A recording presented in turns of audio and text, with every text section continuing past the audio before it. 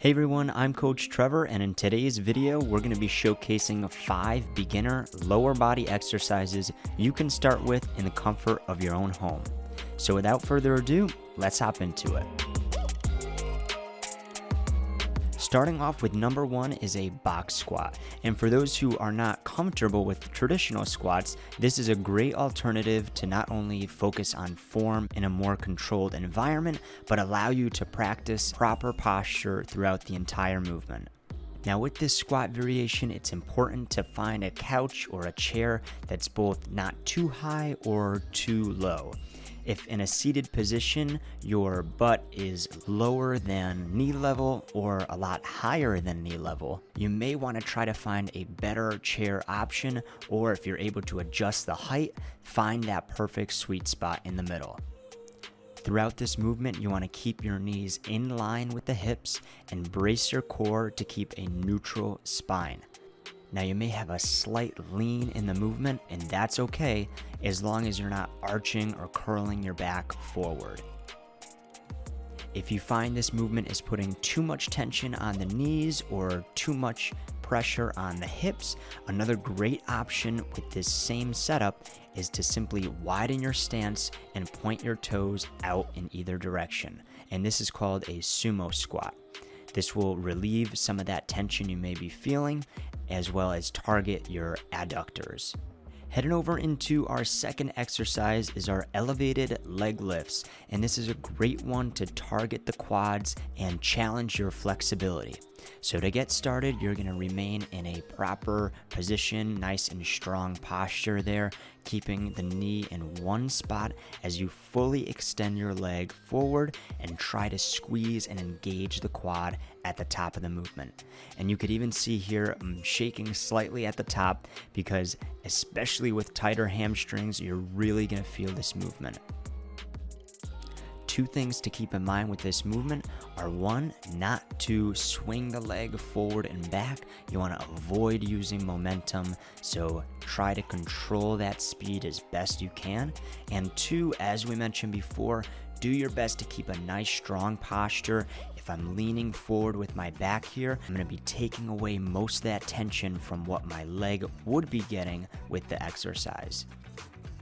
Now for our next 2 exercises, we're going to be heading to the floor for 2 variations of a leg lift.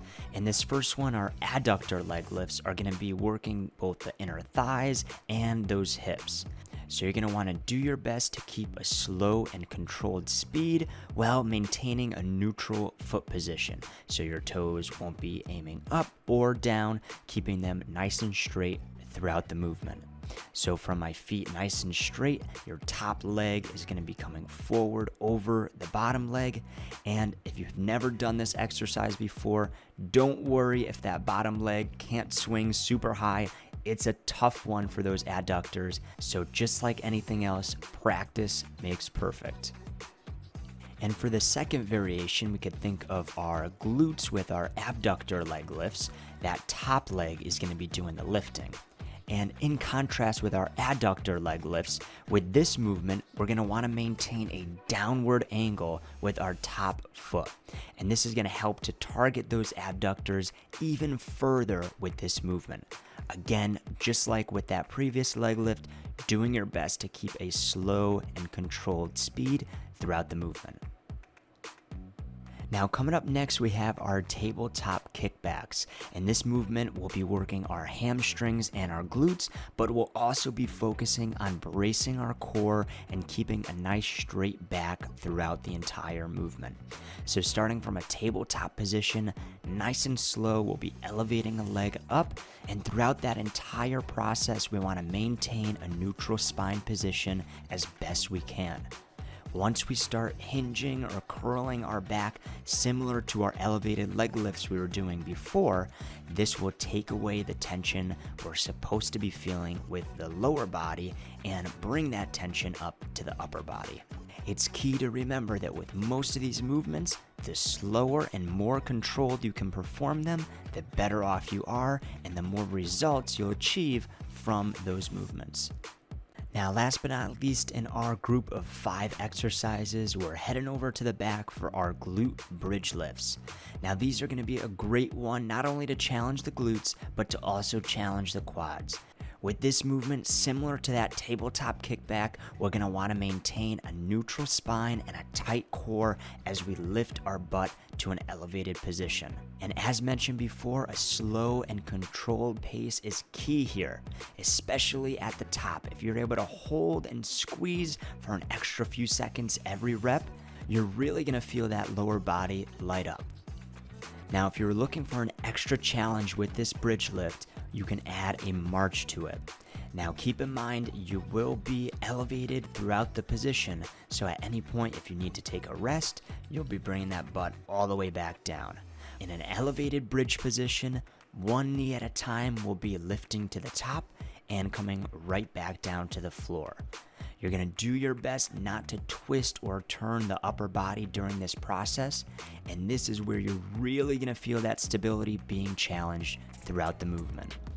So now that we've gone through our 5 movements, one question you may be asking is how long or how many reps you should be doing these movements at a time. And to keep things simple, I'd recommend starting off with 10 to 12 reps for 2 to 3 rounds per movement.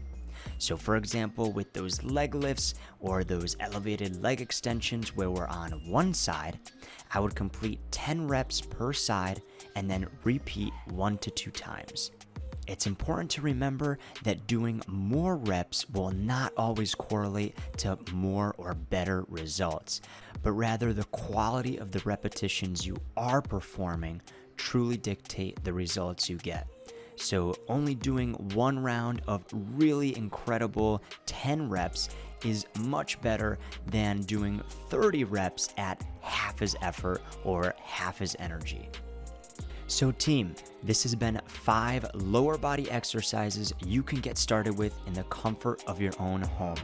I hope you enjoyed this video, and we'll see you next time.